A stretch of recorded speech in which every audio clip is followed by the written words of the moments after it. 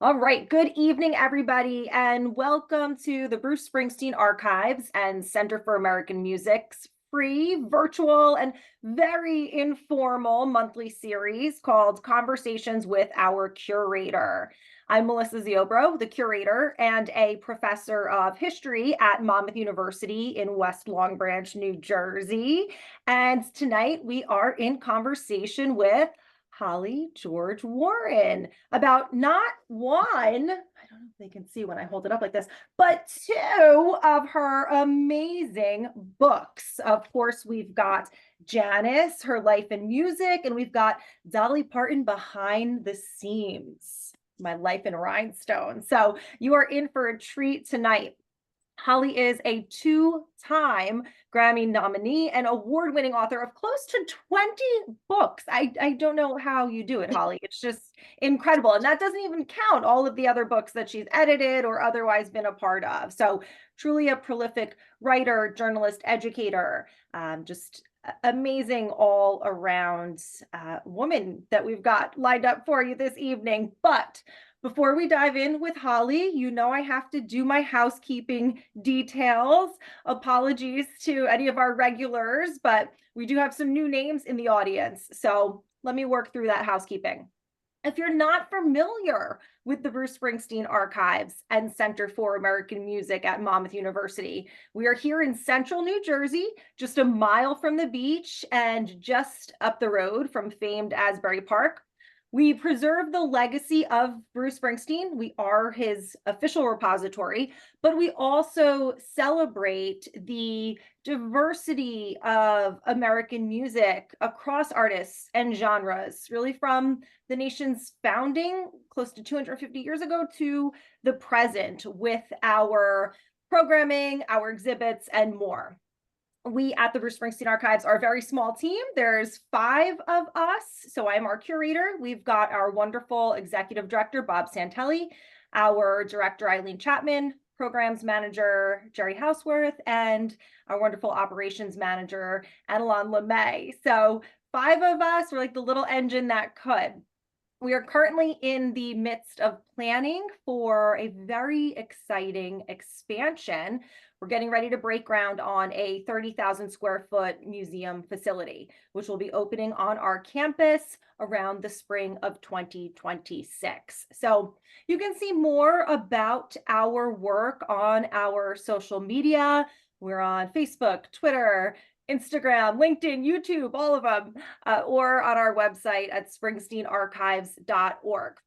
You can also donate on our website if you are so inclined, because I always like to remind everybody we are a 501c3. So we are responsible for fundraising for our operating costs and for that magnificent new building that I mentioned. So again, it's springsteenarchives.org. I'll put our link tree in the chat later if anybody is not already connected with us. So thank you for giving me just a minute or two to introduce us to those of you who might not be familiar. Now we can get back to the amazing Holly and tonight's program. Conversations with Our Curator is this free monthly series. I wanted to do something for people who might not be local, might not be able to come to our in-person events, but still want to learn about new perspectives in American music history. So sometimes the books we discuss are about Bruce, and sometimes they're not, because, right, as I said, we are the Center for American Music also. So I will, as always, ask questions of our guest for roughly 30 minutes, and then we'll open it up to you. That's often the best part, our audience Q&A. So we generally like to keep these to about 1 hour. Let's keep it short and snappy, and then you'll be able to catch a replay on our YouTube channel. Okay, so got that all out of the way. You ready to dive in, Holly? Yes, I am. I'm excited about it. And I just have to throw one thing at you. Yes. Asbury Park, Janis performed there with her Cosmic Blues Band at the Convention Center in 1969, the summer of 69, the same summer as Woodstock. And guess who opened up for her that night? Bruce Springsteen, who was 19 years old, playing in the band Child at the time. And actually, little Steven Van Zandt, I did an interview with him for my Janis book. and he had quite the funny tale about Janis was very impressed by Bruce in many ways and wanted to get him to know him better. But And he was a little I think she intimidated, right? I think she scared him a little bit. He was kind of like, Steven, like, go talk to her. I'm gonna hide out. So anyway, I just think that's pretty wild. And of course, John Landau, reviewed Janis and wrote about her over the years for Rolling Stone. So there's definitely a connection with Janis now. Dolly Parton, I'm sure Bruce loves Dolly. Who doesn't love Dolly Parton, right? So We'll have to get her to campus for something so that they yeah, can create their yeah. own beautiful story Well, of yeah, I'm wondering if she's ever covered one of Bruce's songs, because she just did that rock album and she didn't cover any of his songs on that one, but she's actually covered Janis. And then just to throw one other little crazy factoid, because I'm a nerdy factoid kind of gal, um, people would never connect Dolly and Janis. However, in addition to sharing a lot of traits, as far as artists go, I could argue they have a lot of similar traits in the way that they were able to make it in their careers.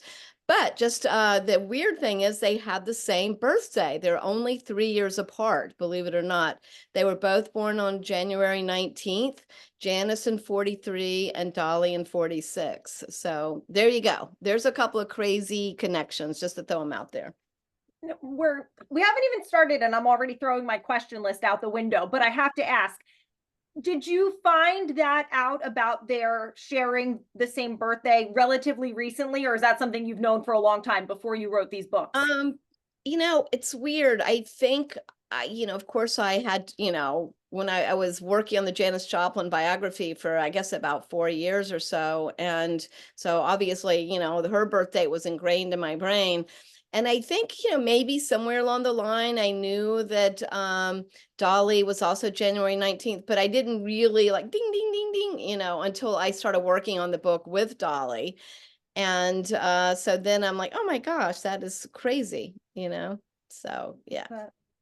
So interesting. So, as we've discussed, you have built this incredible career, just so respected in this field. It is not easy to be a writer, to make a living off of your writing. So, talk to me. Did you love writing from an early age? Did you always know this is what you wanted to do? Actually, it was more my obsession with music at an early age. I grew up in a small town in North Carolina in the 60s, and my town was so small that our local radio station literally went off the air at like 6 o'clock. And I think it played country, some gospel, no rock and roll. And then literally when I was in third grade, one night, reading under the covers or whatever, I started messing with my little pastel pink clock radio and, turning the dial. And suddenly I got those clear channels. I got WABC in New York and WLS in Chicago, and they were playing just amazing music. I mean, this was the golden age of A&M, AM radio, pre-FM radio, when everything started getting more album rock or separated out. And today, how all the radio stations are just one type of music. But in those days, there was all kinds. And it was like a revelation to me. I'm like, oh my God, I just became obsessed. I would not go to sleep at night without listening to the radio. I started using all my babysitting money to buy 45s. You guys remember 45s, hopefully. My parents had already gotten me a record player, but then I kind of got a bigger, I got an, stereo. I started buying albums, and I really just became obsessed with music. And the writing part of it was more, I guess, I did, do well as with my writing assignments as a student, in school growing up. And I love the idea of being a writer. I read Jack Kerouac on the road when I was about 16, and I'm like, oh, I'm going to travel around and write a women's on the road. So I started getting that idea of wanting to be a writer, but to actually do the work, that kind of was after I moved to New York and started going out to see bands all the time. I mean, I mainly moved to New York City after I graduated college to continue to see a lot of music, and started writing about it for fanzines and things like that. And I just loved learning about music history, and I loved, I was really into punk rock at the time.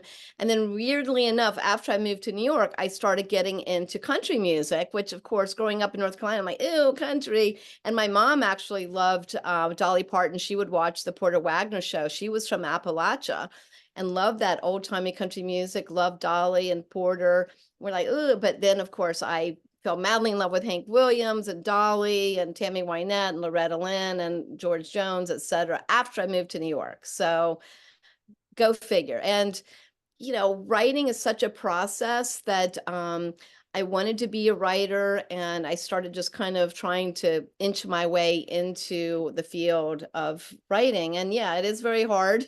I waited on tables for many years with my English degree and my love of music, and writing for like a nickel a word for different fanzines if I was lucky. So it took quite a while before I could actually make a living as a writer. Mm. So I love it. It was the music that brought you to the writing, not the writing that brought you to the music. Yeah. And actually, again, not to, keep going back to Bruce, but one of the most incredible live shows I ever saw. I mean, I was really lucky because I started going to a lot of shows in the 70s, and I got to see him and the E Street Band at Duke University, which was right next to, I went to University of North Carolina, Chapel Hill. And it was a phenomenal show. I mean, it was just incredible. And I think this was the time, around the time of Born to Run. So it was, again, oh my God, New York, he's from Asbury Park. There was a lot of things, like the music scene in New York really beckoned to me. And I lucked out when one of the first times I visited New York before I moved up here was I happened to get standing room and tickets, and then it turned into like a front table to see Lou Reed at the Bottom Line, a small club. So those kind of experiences, I just filled me with joy and excitement, and I wanted to write about that. I wanted to write about the music, etc. So that's kind of what set me on my path. Mm. All right, I love that. So let's go to Janis first. How did you come to be working on the Janis book? Well, actually, again, I did quite a few different jobs in journalism when I finally started getting, more substantial work as a writer and then as an editor.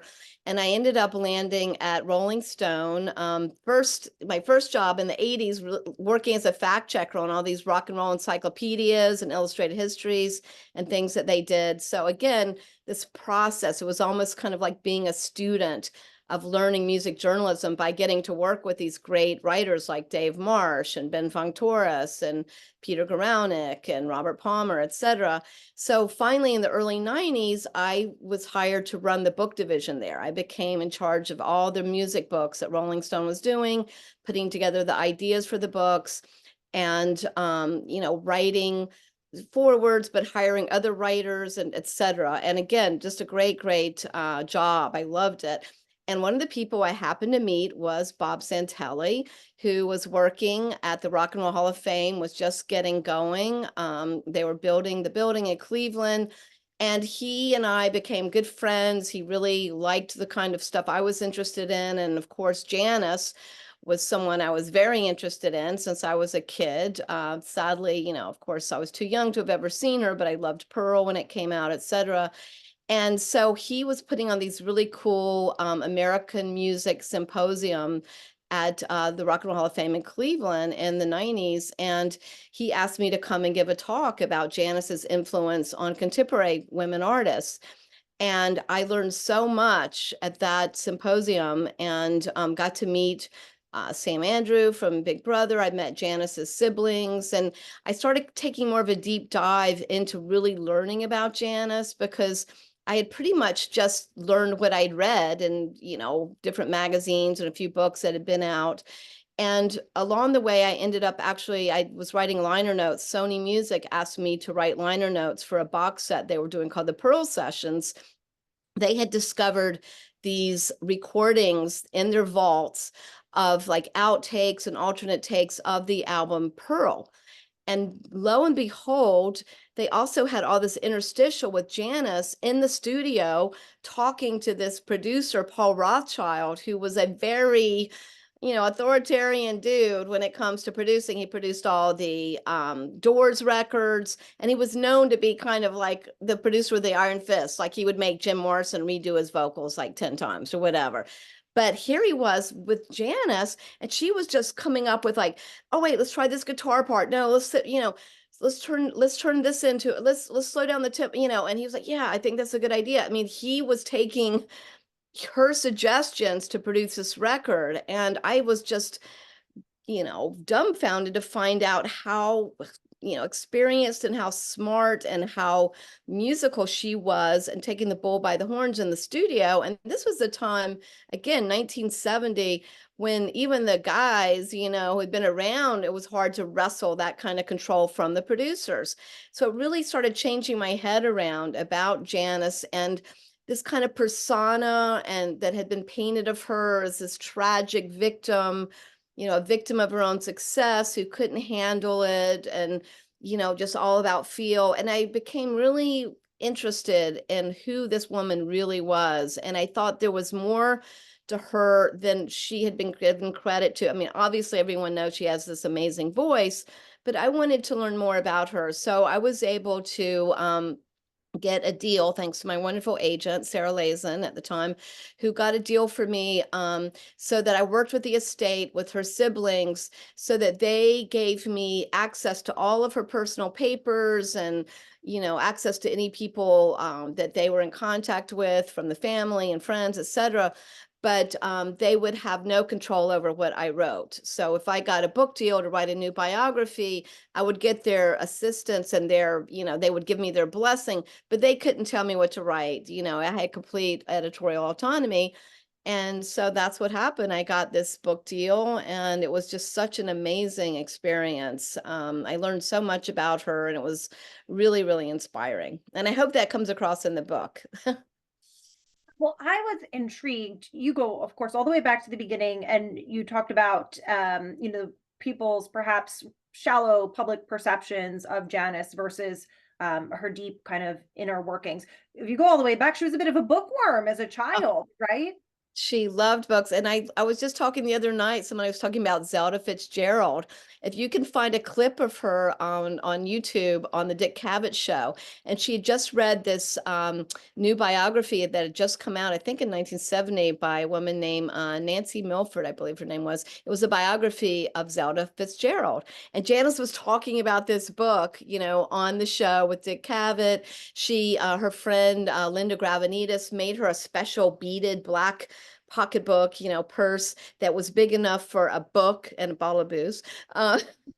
She did like to drink and read at the same time, but no, she loved books, and she would write to her family about books that she was reading.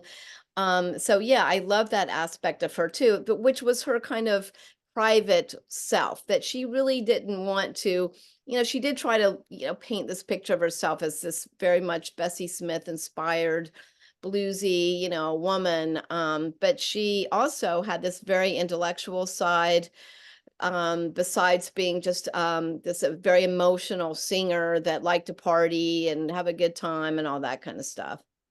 Yeah, I mean, you've called her a real scholar of Mm. music. Can you Yeah. expand on that a little bit? Yeah, that was the other cool thing, because those people that know about kind of the rediscovery of some of the Delta blues singers and things, there were a lot of guys in like the late 50s, early 60s who became these, the crate diggers of their day. And they were going down south and trying to find all these 78s and find the artists themselves who've kind of vanished by that period of time, sadly, who made these incredible recordings. Well, guess what? Here was young Janis, a teenager in Port Arthur, Texas. She was doing the same thing that these other people were doing, maybe a lot of them in California, New England, New York.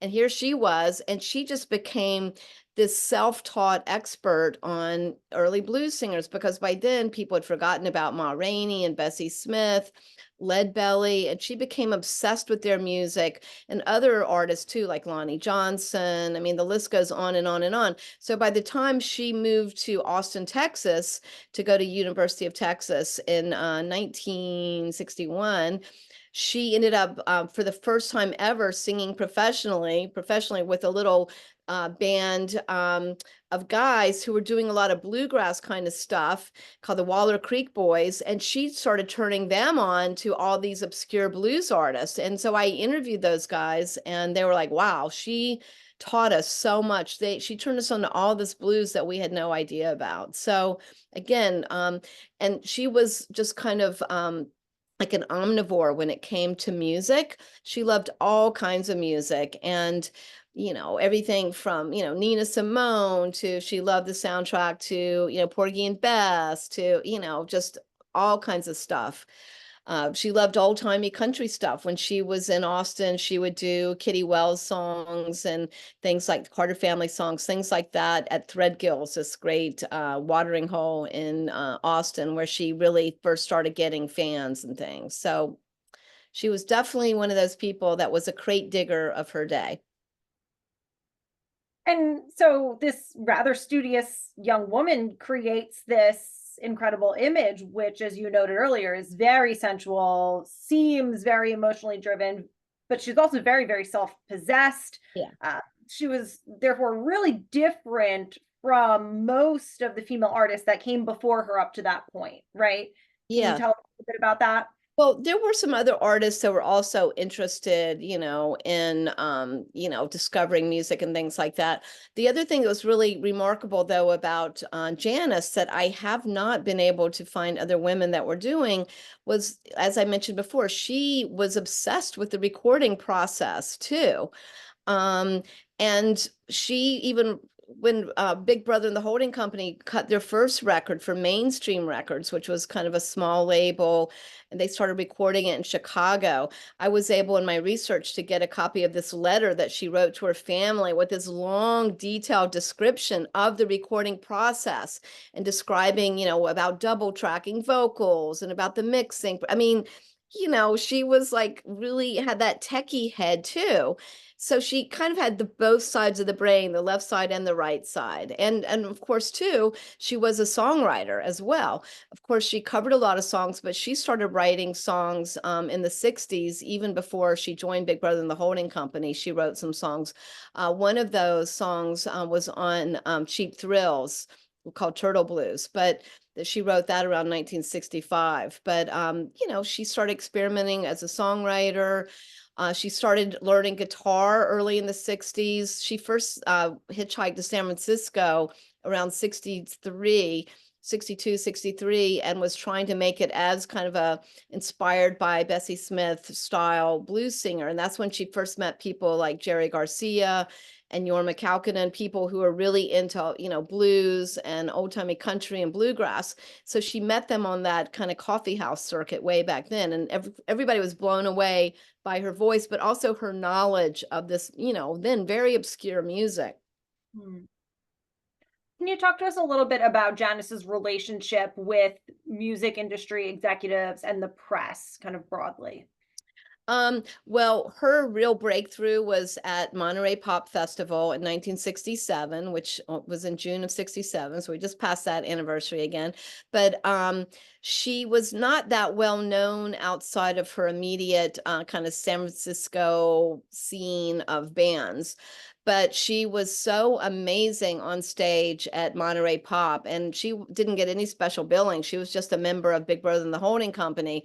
And D.A. Pennebaker, the great, great documentary filmmaker, was there and just was completely captivated by her vocals and her charisma and stage presence.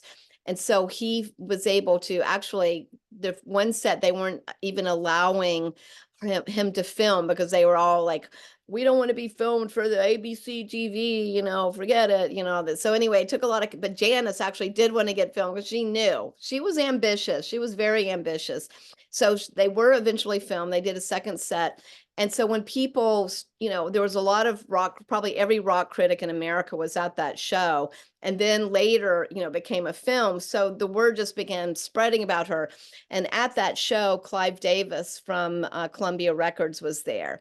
And so was Albert Grossman, the famously Bob Dylan's manager. So they were both completely blown away by her, and they both started making maneuvers to signed Big Brother and the Holding Company to both Columbia Records and to Albert Grossman's management. But both of them, basically were focused on Janis. So she really just blew people away with her talent. And then, once she got signed and they recorded, she had a gift of gab. She was great with a quip. So the press loved her. She was, really fantastic interview. And again, she was so smart. So she really, really became, I would say the first, one of the biggest rock superstars in the 60s, around 68, when, they got signed to Columbia and were recording their first album, Cheap Thrills, and starting to play all over the country and stuff. Now, later on, there was a backlash after she quit the band. And again, like I said, she was voracious musically. And she did this great, great music with Big Brother and the Holding Company. I love those 2 records she did with them. But she had a lot of musical ambition and things that she wanted to do that it was just not in Big Brother's wheelhouse. But when she quit the band to go out on her own, she got a huge backlash from like Rolling Stone. They did this horrible piece, the revered music writer, Paul Nelson, the late critic, did a cover story saying, Janis Joplin, the rock and roll Judy Garland.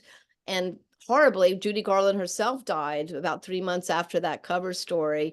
And just even Ralph Gleason, who had really championed her, who, again, this great music critic, co-founder of Rolling Stone, critic at the San Francisco Chronicle, he wrote this withering review of her new band and just said she should, I'm paraphrasing, but something like she should just quit. She should just go crawling back to Big Brother and see if they'll take her back, or just, really disgusting.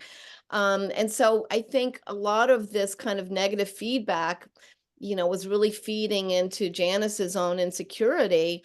And sadly, that's around the time she started doing heroin. And she was always a drinker. I think alcohol was her biggest vice, really. But she started doing heroin, and sadly, she eventually got addicted in 1969. And, when she went to Europe, she didn't have to face that kind of criticism. She got to tour Europe in 69, and she was beloved there, and a huge success in all these concerts all over Europe. But in the States, she was getting some blowback. And as you noted, she winds up getting hooked on heroin. She is bested by her drug addiction and sadly dies on October 4th, 1970. So her career is relatively short. Why Yeah. do you think that she remains such a presence in American music history? Well, just because her music is timeless. There's no voice like Janis Joplin's voice. I mean, literally, like I said, I live up in the Woodstock, New York area. We're very fortunate. There's a lot of great radio stations up here. And she appeals to this broad spectrum of listeners. So I'll be listening to the Golden Oldies station up here, which I love, and they'll play Janis Joplin. And then I'll listen to WDST, which is the cool Woodstock station that plays a lot of Americana and alternative and, a whole bunch of cool new stuff. They'll play Janis. So I think, again, she just, her music is so authentic. Her voice is so authentic. And it really affects people. As a college professor, it's so fun to see students who get turned on to her, who are like 20, 21, 22 years old, and they're just like, oh my, they become obsessed with her. So I think the fact that she's able to tap into, listeners' emotions, and she's got such a distinctive voice, and it's just really timeless. It really is. All right. Well, we could keep going easily on Janis, but we're going to pivot and we're going to talk about another strong Yes. female music legend. This one whose career has stretched for decades, the seemingly unstoppable and like more popular every year, right? Miss Dolly Parton. Yes. This book has a very different look and feel, while Janis, her life in music is more like a traditional biography. This one is real eye candy. I mean, Oh don't yeah. get me wrong, it's well written and insightful, but the photography, it's stunning. So tell us, How do you get involved doing a book with Miss Dolly Parton herself? I am so lucky. Fortunately, again, you know how I talked about it's all a process with being a writer, and same thing with my career. I have written quite a few liner notes about Dolly Parton. I've written about her in, books on music, etc. And then also another one of my little niche interests I will throw at you is, I love the whole Western Americana thing. And I've been fascinated by Western wear and nudie suits, which actually Janis used to wear, made by this designer, custom tailor Nudie, the rodeo tailor out in California, who made all the really fancy rhinestone studded outfits, beginning with the singing cowboys and the country music stars, and then rock and rollers like Janis and Graham Parsons, Elton John got stuff made by him, etc. And guess what? Dolly's partner, Porter Wagner, was the king of nudie suit wearing country singers. So I wrote a book called How the West Was Worn. It came out back in 2001. I can't believe it. And I got to interview Porter Wagner for that. And that really kind of put me into this whole other little niche interest of learning about costuming and how clothing, an artist's clothing can actually project a certain image or a certain idea that maybe, a guitar solo could do or a vocal style could do. What they choose, how they choose to present themselves, their presentation can also be very important part of who they are. And so I've ended up, in addition to doing How the West Was Worn, I wrote a book with John Varvatos, the menswear designer who's very influenced by rock and roll fashion. I did a book with him about his work as a menswear designer inspired by rock and roll. I've written a book with the Rock and Roll Hall of Fame, put on an exhibit at the Met called Play It Loud, The Instruments of Rock and Roll. And then, so I did a chapter for that book, again, on image and how Jimmy Page and Robert Plant and Prince, and even going back to Chuck Berry and Bo Diddley, how they choose to present themselves was part of their messaging and their music. So all this kind of ties into Dolly, who definitely has the most distinctive look of, anybody, right? There's no other Dolly Parton, but also, I've written a lot about her music and I'm a big fan. So having those two different ideas about her and the research and a history of writing about these two different things brought me to Team Dolly's attention. And so they fortunately reached out to me actually during the pandemic and said, hey, we want to do this book on Dolly's costumes and outfits. She had this vast, vast archive, currently looked after by her niece, Rebecca. And it's been in place, one of her assistants going back to the 60s started organizing all of these incredible outfits going back to Porter Wagner days up till today.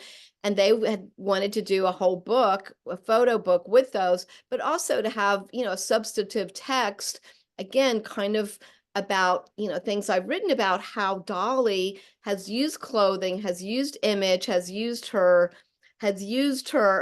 look as this way, as a calling card. And so it was just right up my alley. And of course, I was beyond thrilled to get to work with her on the book and go out to Nashville and see her incredible collection in person and see all these outfits that I ogled on record covers or seen her wearing on her TV show or movies or whatever. And she has all that stuff. And then have a really deep, deep conversation with her about it. And I was really in for a surprise to learn about her history with developing this look and how she really had to put herself on the line to, just like Janis did. Janis came up with her whole look and got a lot of feedback or some blowback from people about it. And Dolly, the same kind of thing. She had to kind of fight to come up with this presentation that she wanted to have, and it was all came from her head because she grew up in the backwoods of, East Tennessee and the Smoky Mountains. And she grew up in an area where, women weren't even supposed to wear makeup. They weren't supposed to show off their figure, their bodies, et cetera. It was very kind of an evangelical, mindset. So she had to go up against a lot of, naysaying about her look that she started developing as a teenager. I want to just read a brief excerpt from Dolly's introduction. She writes, I hope that as you gaze upon my life in clothing, it will inspire you to develop and celebrate your own sense of style. I value my freedom to look like and be my own true self more than anything else. And I hope this book will also give you the confidence to look like and be the person you want to be. I just love that. Why Yeah. do you think Dolly has been able to stay so true to herself, so confident, so, almost always outwardly joyful when so many other artists really struggle with that level of fame and success? Yeah, I think, she's definitely had some tough spots in her life when she has been down, and somehow she just has this incredible inner strength. And I think maybe because she did have to overcome so much adversity to become who she was. I mean, she was the fourth of 12 children and grew up with like no running water, no electricity. I mean, and she was super ambitious beginning at the age of 10. She started singing on a local radio show. She cut her first 45. She took a Greyhound down to Louisiana and cut a single when she was like 12, 13. So she had her eye on the prize at a very early age. But along the way, she had this very strong family love surrounding her, and she had the support from the family, her siblings, and as I said, her niece. Now she has all these nieces and nephews, and I think that helped give her the inner strength to go up against all that adversity. And the other thing is she really believed in herself. She knew she had that talent, and I think her mother instilled that in her, because I think when she told me, I think she was like 6 when she first started kind of singing a little song that she'd written. Her mother wrote it down and really kind of encouraged her, and her uncles encouraged her musicianship. So I think having that from a very young age, she was able to use that inner strength to overcome. She did have some hard times. If you read her memoir that came out in the early 90s, she talks about some difficult times. But there's some other parts in the book where she talks about, hey, she doesn't want to just sit around and feel sorry for herself if something's not going right. She just wants to get out and do stuff. And I mean, the woman is like too busy to ever get depressed, right? She's just so busy. And also, she loves giving back. I mean, I think she feels so much gratitude that she was able to. I mean, think about the odds. I mean, she is probably in the top 5 or 10 most famous people in the world. She's became hugely financially successful, again, by doing things her way and not taking no for an answer.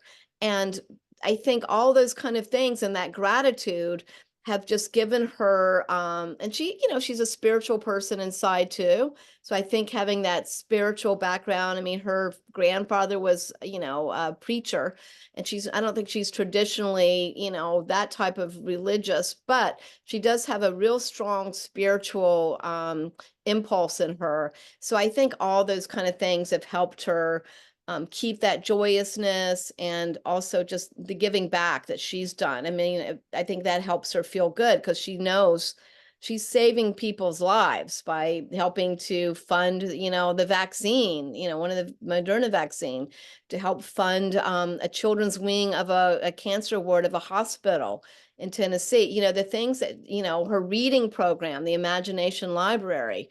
I think they've given away, last count, like 220 million books to families from the baby's first week of life up until I think they go to kindergarten. So, I mean, just amazing things that woman has done, in addition to the incredible gift of music. And I think, again, her music is so important to her with everything else she does, the acting and all that.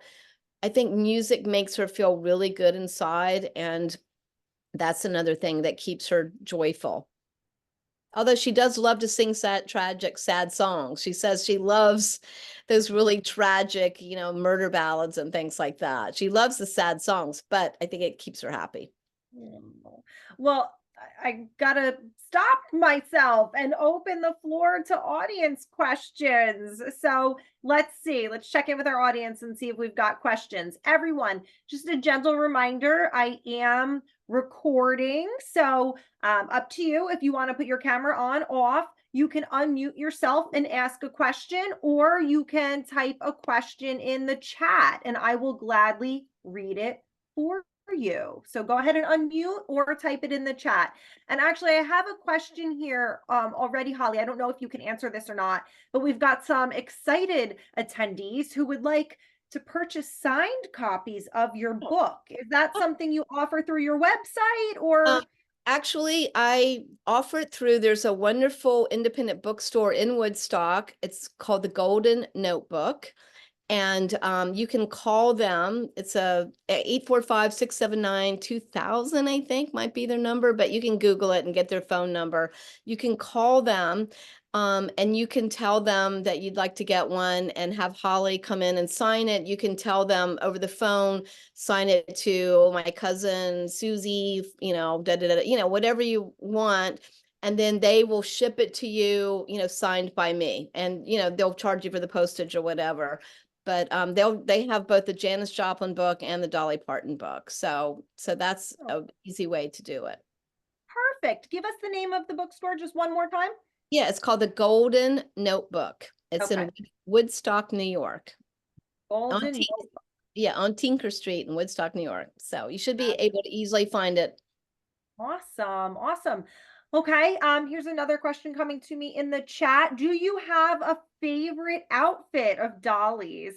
Oh my gosh. Well, she did have these different eras that I love. I love stuff from all of her eras, but I guess I have to say those crazy jumpsuits of hers that she started wearing pretty much like in the early 70s. I think she might have worn some like late 60s, but I love those jumpsuits. They're just so incredible. And then also some of her individual dresses. I love the whole kind of maker, homemade stuff.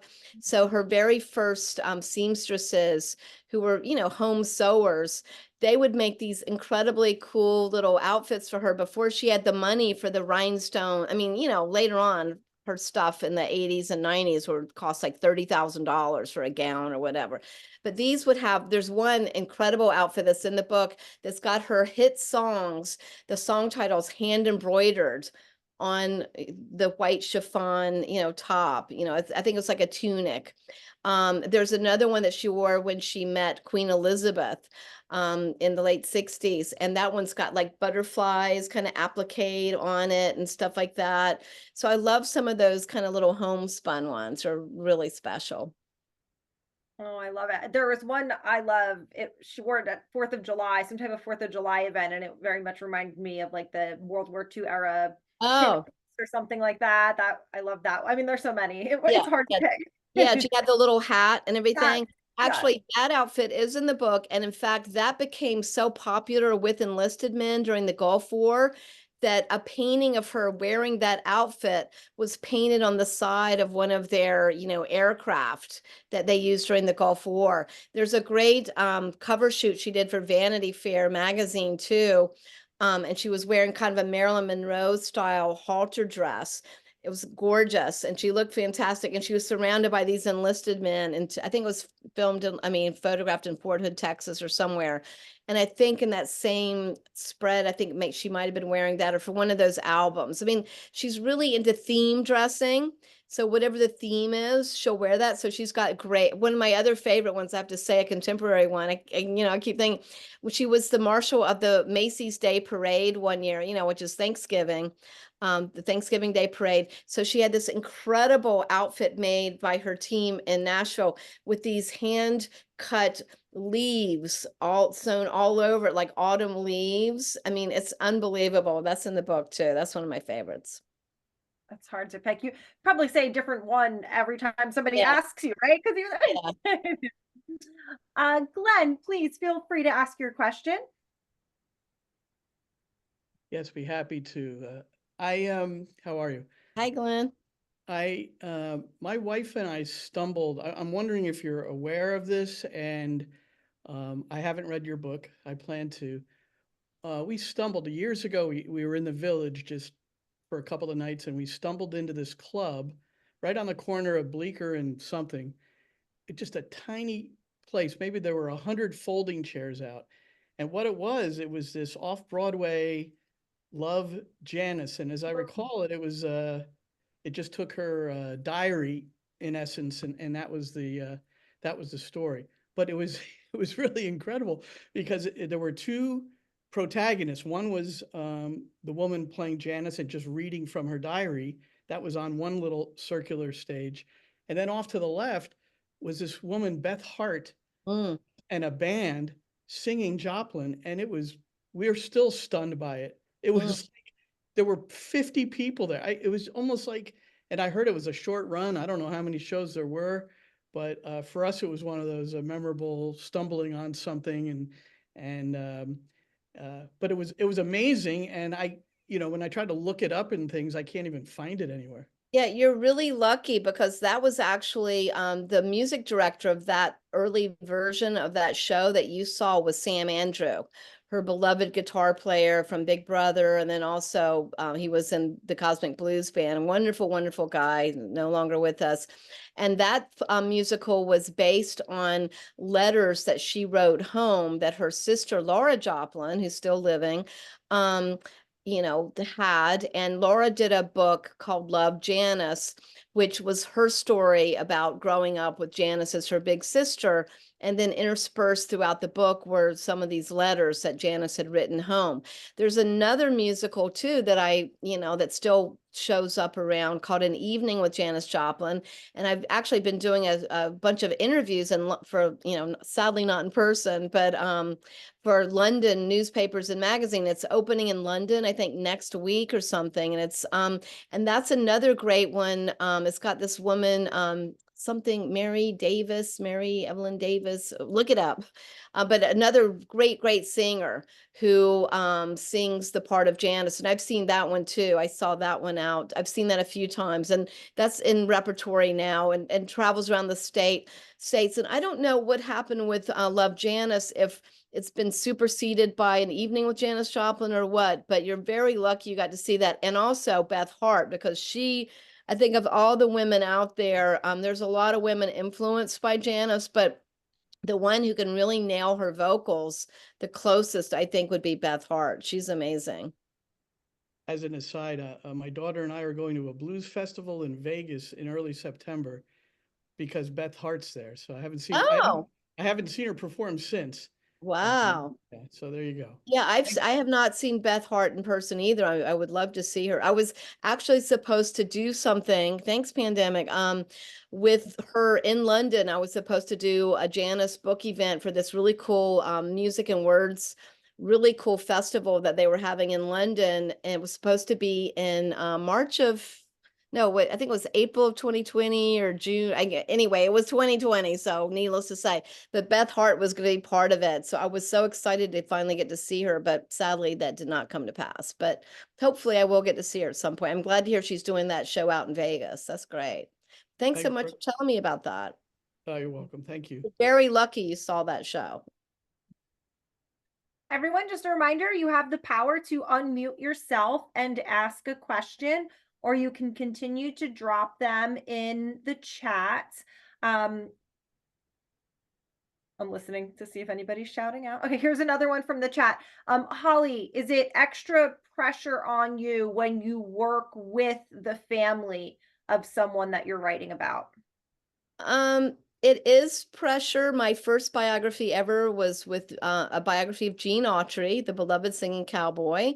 And his widow was still alive. And then he's had these very loyal staffers who were immensely helpful to me on doing the research for that book.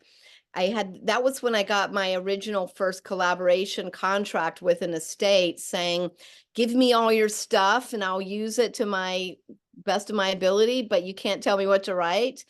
And fortunately that worked out. And, yeah, you do feel bad sometimes. And even with other living people, the daughter of one of Gene's co-stars that he had an affair with, that became part of this, that was part of I discovered that, and it kind of had to be in that story. I didn't want to sensationalize it, but it had to be in there. And she and I, the daughter, we'd really hit it off and spent all this time together, and she really did not think it was true. And, I found so much evidence that I knew it was true. So, sadly, she never spoke to me again. And, I've had other people with other biographies, that, you can't please everybody. You can only tell the story and the truth as you see it. And I really work really, really, really hard to try to get the most accurate, version, because sometimes there's a real Rashomon kind of thing going on with the biography. You have three people in the same room at the same time, and they all remember things totally different. So you have to do a lot of research to be able to call it and figure out what you think really happened. So it is difficult, but so that's a little tricky. Now with Dolly hired me to write her book with her. So, basically I was her servant, whatever, so I just tried to help her tell her story to the best of my ability. So, if there was something she didn't want in the book, then it didn't go in, but she was, really quite frank. So most everything that I came up with to go in the book, she went along with. I was just going to say, not that you can tell tales, but was there anything, without getting to specifics, that you were saying, come on, Dolly, we have to include this? And she said, no, no, no. Yeah, I mean, well, it's, if you, again, I'm a research maniac. I love the research Yeah. more than I do the writing. So for the Dolly book, in addition to just interviewing her and talking with her, I did tons of research. So I did discover there was a period where she was very open about her tattoos, and she gave lots and lots of interviews about her tattoos and talked about them very openly. But for this book, for whatever reason, she really didn't want to go there. She did not want, I said, don't you want to have a section about the tattoos? And, I didn't ask, I was going through Team Dolly I didn't want to, again, when you're working for someone else, you have to be a little bit,